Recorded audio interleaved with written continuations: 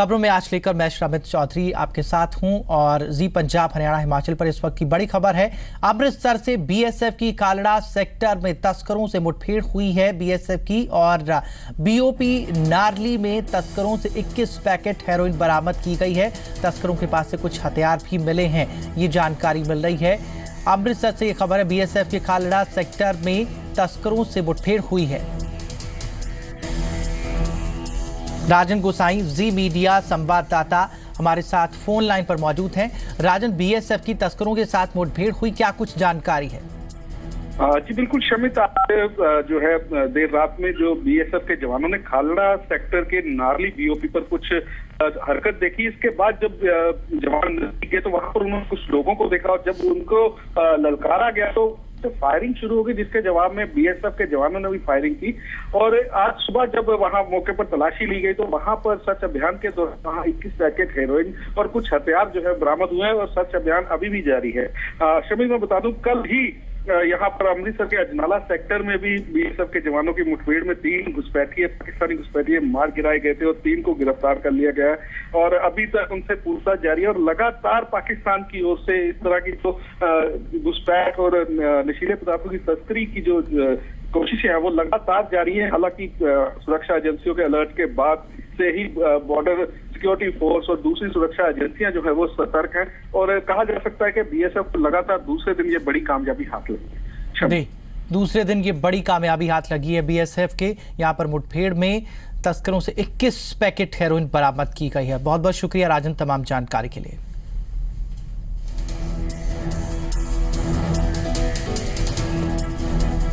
तो अब हम शुरुआत करते हैं खबरों में आज। इस बुलेटिन की खबरों में आज इस कार्यक्रम के जरिए हमारे साथ 3 सहयोगी रोज की तरह जुड़ेंगे। हमारे साथ होंगे पंजाब की खबरों के लिए ललित शर्मा, हमारे साथ जुड़ चुके हैं, चंडीगढ़ से लाइव हैं। महेंद्र सिंह हरियाणा की बड़ी खबरें बताएंगे, हिसार से हमारे साथ लाइव जुड़ गए हैं। और मोहित प्रेम शर्मा हमारे साथ शिमला से लाइव हैं, हिमाचल की बड़ी खबरें हमें बताएंगे। सबसे पहले ललित, आप हमें पंजाब की बड़ी खबरें बताइए।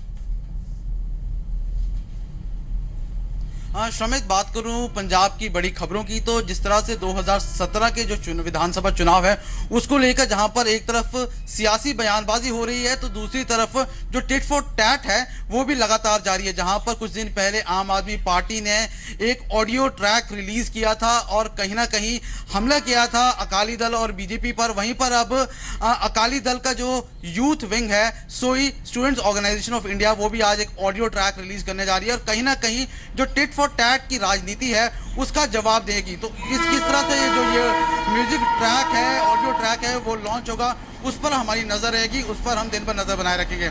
उसके अलावा बात करें दूसरी बड़ी खबर की तो जिस तरह से कल पंजाब कैबिनेट में कई अहम फैसले लिए गए और जो ट्रांसपोर्ट है उसको लेकर एक नई स्कीम लॉन्च की गई जिसमें 281 रूटों पर जो बसें चलेगी उसको लेकर जरूर जो राजनीति है वो जरूर गर्मा गई है। जहां पर कांग्रेस ने इस पर पलटवार करते हुए कहा है कि लगातार पिछले 9 साल से जो अकाली दल बीजेपी की सरकार है पंजाब में, लेकिन अब जिस तरह से 2017 के चुनाव नजदीक आ रहे हैं तो कहीं ना कहीं अपना फायदा देखने के लिए ये सियासी स्टंट खेले जा रहे हैं। तो कहीं ना कहीं जिस तरह से कल कैबिनेट में जो फैसले लिए गए कहीं ना कहीं उस पर जरूर राजनीति हो रही है, तो उस पर भी हम आज दिन भर नजर बनाए रखेंगे। उसके अलावा बात कर लेते हैं तीसरी बड़ी खबर की तो आज पंजाब में खूब सारी एक्टिविटीज है। बात कर लेते हैं जो राज्यसभा के एमपी है पंजाब से बलविंदर सिंह, उन्होंने आज एसवाईएल इशू को एक बार फिर से वो उठाएंगे और कहीं ना कहीं इस पर एक बार फिर से राजनीति वो जरूर शुरू हो सकती है। तो आज एसवाईएल मुद्दे को लेकर आज वो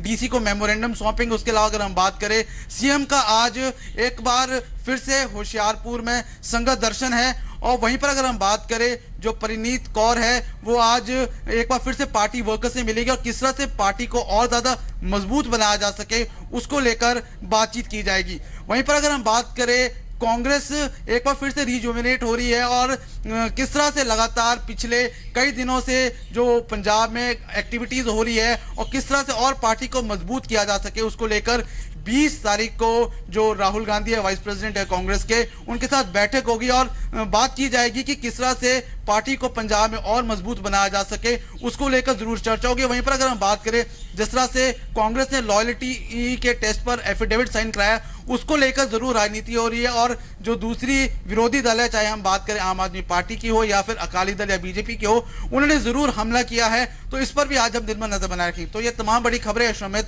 पंजाब से, जिस पर आज हम दिन में नजर बनाए रखेंगे। चलिए हरियाणा की खबरें अब जान लेते हैं महेंद्र सिंह से। महेंद्र सिंह हमारे साथ हिसार से लाइव हैं। जी महेंद्र, क्या है हरियाणा की बड़ी खबरें?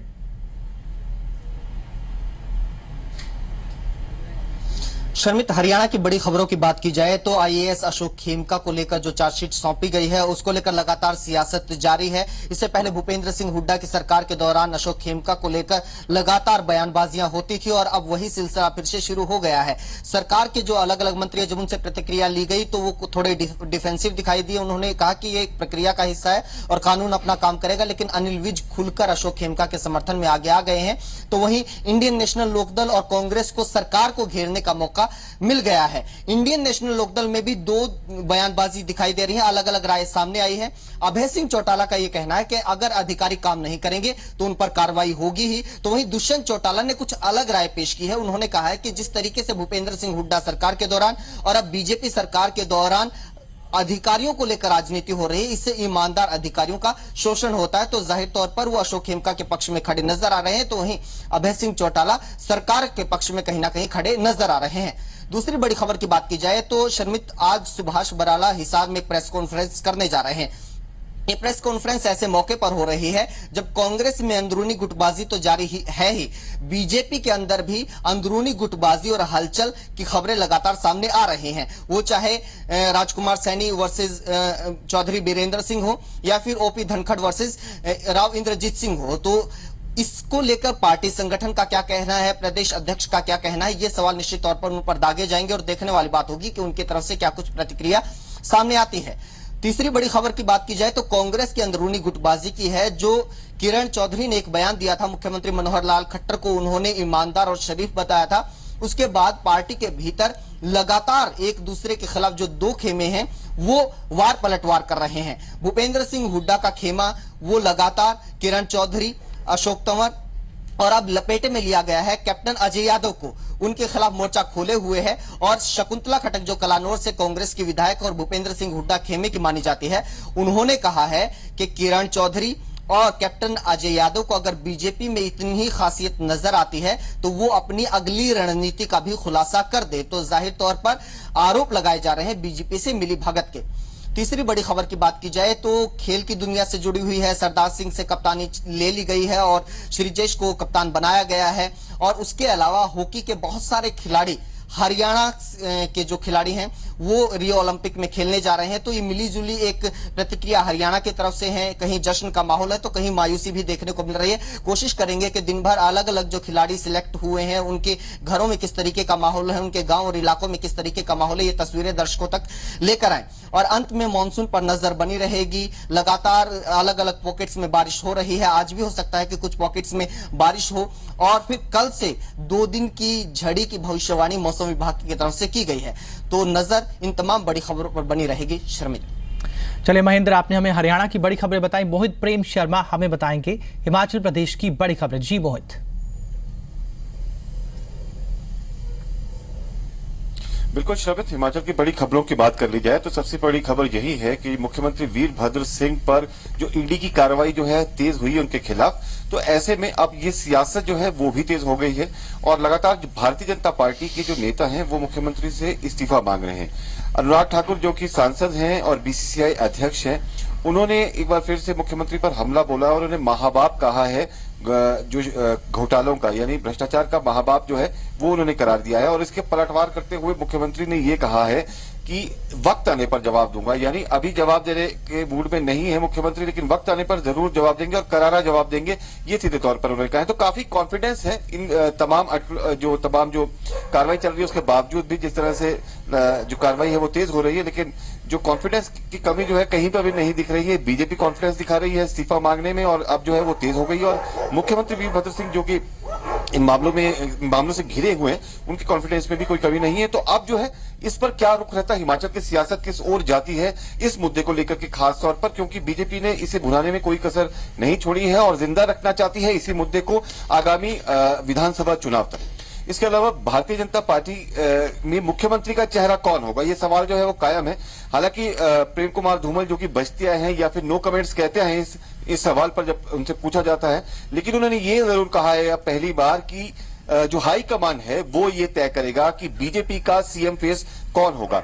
जेपी नड्डा के बाबत भी उनसे सवाल पूछा गया तो उनका ये कहना था अगर हाईकमान चाहेगा और तो वो यहां पर आ सकते हैं, और जेपी नड्डा क्योंकि हिमाचली हैं तो उनका हिमाचल में स्वागत है, लेकिन कहीं ना कहीं गुटबाजी जो है यहां पर उससे इनकार नहीं किया जा सकता भारतीय जनता पार्टी की भी। तो ऐसे में अब बीजेपी जो है फिलहाल इसी पर ही सीमित है कि सीएम फेस कौन होगा, क्योंकि बीजेपी के जो नेता हैं उन्होंने पहले भी एक चिट्ठी लिखी थी जो अमित शाह को, और ये पूछा था कि हमें बताया जाए कि कौन जो है वो नेता हो सकता है करीब 6 महीने पहले, और ताकि हम उस दिशा में जो है आगे बढ़े और आगे काम करें।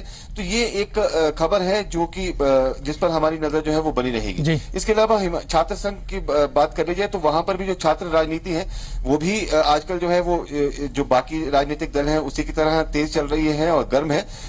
हिमाचल प्रदेश विश्वविद्यालय के जो वाइस चांसलर है उन्होंने सीधे तौर पर जो सीपीआईएम समर्थित छात्र विंग है एसएफआई, उस पर आरोप लगाया है कि माहौल खराब करने की कोशिश की जा रही है। शैक्षिक माहौल जो है वो जो बरकरार था उसे एसएफआई खराब कर रही है, और इस पर सीपीआईएम ने राज्यपाल को एक ज्ञापन सौंपा है और मांग की है कि इस तरह के जो बयान है वो कहीं ना कहीं गलत संदेश देते हैं छात्रों के लिए खास तौर पर, क्योंकि वाइस चांसलर जो है उनकी एक पद की गरिमा है तो उसे वो बरकरार रखे कम से कम। तो राज्यपाल ने आश्वासन दिया है कि इस पर वो जरूर कोई कार्रवाई जो है वो करेंगे। इसके अलावा बीजेपी यहां पर आरोप लगा रही है आपदा प्रबंधन प्राधिकरण की जो तैयारियां हैं उसको लेकर सवाल उठा रही है श्रमित, और सरकार के जो दावे हैं उस पर भी सवाल उठा रही है कि तैयार कितने हैं हम।